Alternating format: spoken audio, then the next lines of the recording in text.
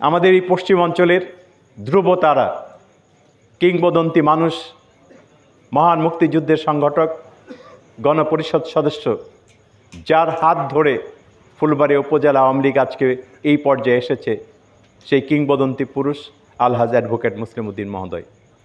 সেই আলহাজ অ্যাডভোকেট মুসলিম উদ্দিন মহোদয়ের মানসপুত্র হলেন আজকে সংবর্ধিত ব্যক্তি জনাব হারুন রশিদ হারুন সাহেব।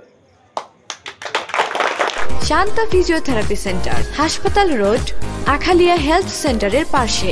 তাই আমি যেটা বিশ্বাস করি, যেই পশ্চিম অঞ্চলের কোনো বিষয় তার কাছে চাওয়ার বলে আমি মনে করি না। উনি নিজ ইচ্ছায়, নিজ চেষ্টাতে এবং নিজের আগ্রহেই আমাদের এই পশ্চিম অঞ্চলের যে সমস্যাগুলো আছে সেই সমস্যাগুলো উনি সমাধান করবেন, এই প্রত্যাশা আমি অবশ্যই ব্যক্ত করি।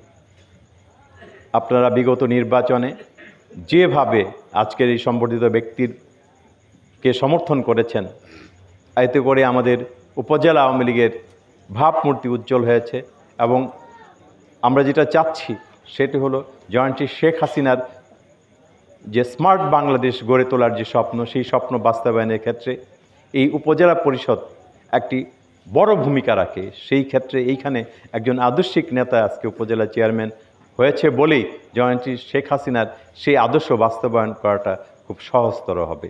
ফুলবাড়িয়া পৌরসভাবাসীর জন্য সুখবর, আপনার নিত্য প্রয়োজনীয় কেনাকাটা অধিক সহজ করতে সেকান্দার.com আপনার পাশে।